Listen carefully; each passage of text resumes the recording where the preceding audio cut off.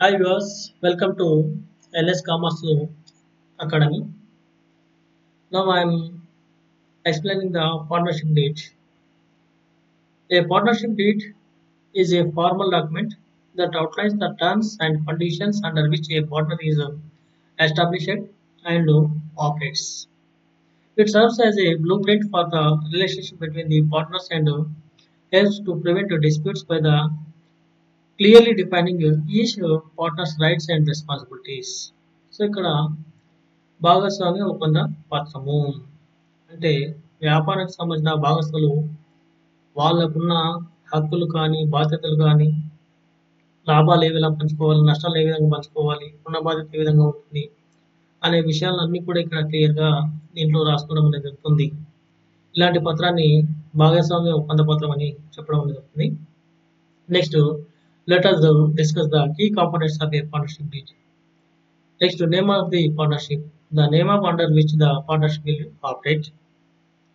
So ఇక్కడ partnership firm లో ఉండే దాంట్లో మొట్టమొదటి పార్ట్నర్షిప్ యొక్క పేరు దీంట్లో క్లియర్ గా రాయడం అనేది జరుగుతుంది. Next business purpose, a description of the business activities and objectives will be disclosed.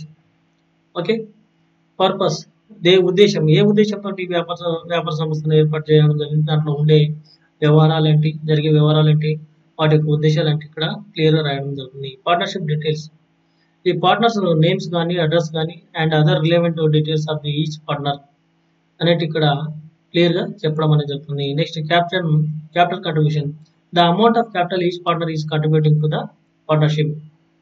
So మూలధనం విషయానికి వచ్చినట్లయితే ఏ పార్ట్నర్ ఎంత పెట్టుబడి పెడుతున్నా అనే విషయం ఇక్కడ రాయడం జరుగుతుంది. Next profit and loss sharing ratio, how profits and losses will be distributed among the partners. ఇక్కడ లాభ నష్టాల పొందడానికి సంబంధించిన క్లాజ్ అనేది ఇంట్లో రాయడం అనేది జరుగుతుంది. Next interest on capital and loans of partners, ఒకవేళ మూలధనం పైన వడ్డీ కానీ లేకపోతే సొంత వాడకాల పైన వడ్డీ ఏమైనా వీటికి సంబంధించిన విషయాలను డిస్కస్ చేయడానికి క్లాజ్ అనేది పనిచేస్తుంది. Partnership details must contain details about the charge of interest on partners capital and advance loan taken by the partners. Next management and decision making, how decision will be made and who will manage the daily operations. ఈ class లోపల ఎవరు సంస్థను నడిపించాలి, next నిర్ణయాలు ఎవరు తీసుకోవాలనే విషయాన్ని తెలియజేయడం అనేది.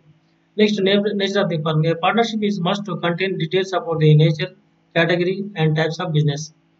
ఇక్కడ వ్యాపారానికి సంబంధించిన స్వభావము, వాటి యొక్క రకాల గురించి తెలియజేయడం అనేది జరుగుతుంది. Salary and commission of partners, a partnership is must contain the details about the salaries and commissions amount to be paid to partners. ఒకవేళ ఎవరైనా పార్ట్నర్స్ జీతాలు తీసుకోవాల్సి ఉంటే వాళ్ళకి ఇచ్చే కమిషన్ గురించి ఇక్కడ క్లియర్ గా తెలుసుకోవడం జరుగుతుంది.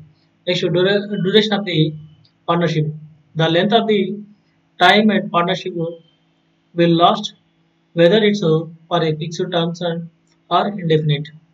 దీంట్లో పార్ట్నర్షిప్ ఫార్మ్ అనేది ఎంతవరకు కొనసాగించాలనే విషయాన్ని క్లియర్ గా రాసుకోవడం అనేది జరుగుతుంది. ఒకవేళ అలా రాసుకున్నట్లయితే ఇండెఫినెట్ గా ఇది కంటిన్యూ అవుతుంది.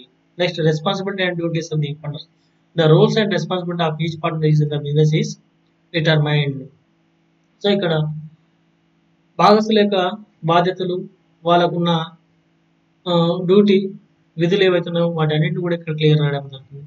Next withdrawal and addition of partners, procedure for a partner living on the partnership or a new partnership joining. ఇక్కడ ఒక భాగస్తుడు వెళ్ళిపోవడం కానీ ఒక కొత్త భాగస్తుడు తీసుకోవడానికి సంబంధించిన నియమ నిబంధన దీంట్లో రాయడం జరుగుతుంది. Goodwill valuation, a partnership must contain details about the methods of valuation of goodwill at the time of admissions or retirement of or death of a partner. కొన్ని సందర్భాలు ఒక పార్ట్నర్షిప్ నుంచి విడిపోవడం కానీ లేకపోతే రిటైర్మెంట్ ప్రకటించడం కానీ లేకపోతే చనిపోవడం కానీ జరిగినట్లయితే గుడ్ విల్ అనేది ఎలా క్యాలిక్యులేట్ చేయాలనే క్లాజ్ అనేది దీంట్లో రాయడం జరుగుతుంది. Next dispute resolution mechanism for resolving conflict between the partners. ఒకవేళ పార్ట్నర్షిప్ ఫార్మ్లో ఏమైనా తగాదాలు వచ్చినట్లయితే వాటిని ఏ విధంగా పరిష్కరించుకునే విధానం దీంట్లో క్లియర్ రాయడం అనేది జరుగుతుంది. Next dissolution of the partnership, terms under which the partnership can dissolve and how assets will be distributed upon the dissolution. ఒకవేళ ఈ